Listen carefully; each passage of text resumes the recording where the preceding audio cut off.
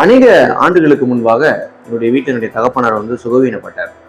சுகவீனப்பட்ட போது எங்க வீட்டுக்கு பக்கத்தில் இருக்கக்கூடிய ஒரு ஹாஸ்பிட்டல்ல பேர் அட்மிட் பண்ணியிருந்தோம்.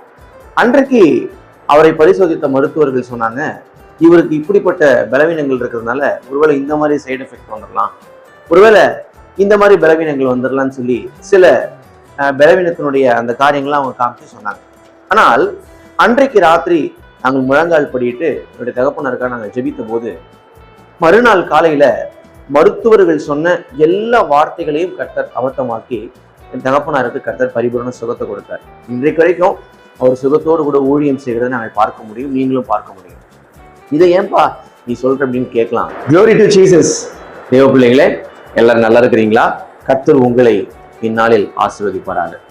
யோபுல ரொம்ப அழகான ஒரு வார்த்தையை வாசிக்கிறோம். உங்களுடைய ஆயுசு காலம் பட்ட பகலை போல பிரகாசமா இருக்கும், இருளடைந்திருக்கிற நீர் வெளிச்சமா இருப்பீர்னு யோபுடைய நண்பர் யோபு பார்த்து சொல்றதை பார்க்க முடியும். கர்த்தருடைய பிள்ளைகளே, இன்றைக்கு இந்த வசனத்தை தியானிப்பதற்கான காரணம், சுகவீனமா இருக்கிறீங்களா, அல்லது உங்க சரீரத்தில் இருக்கக்கூடிய பலவீனம், மருத்துவர்கள் சொல்லுகிற வார்த்தைகள், அல்லது உங்களை சுற்றி இருக்கக்கூடியவர்கள் எல்லாம் உங்க பலவீனத்தை குறித்து பேசுவது எல்லாம் உங்களுக்கு ரொம்ப மனசுக்கு வேதனையும் கஷ்டமா இருக்குதா?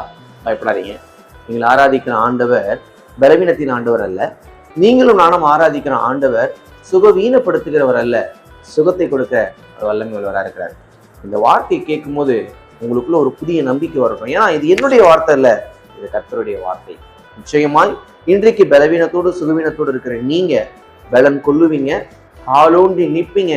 கர்த்தருடைய சமூகத்துல சாட்சியாய் நிற்க வைக்க கர்த்தர் வல்லமை உள்ளவராக இருக்கிறார். வசனத்தை அறிக்கை பண்ணுங்க, விசுவாசத்தோட ஜெபம் பண்ணுங்க, உங்க வாழ்க்கையில சுகத்தை நீங்க பார்ப்பீங்க. God bless you.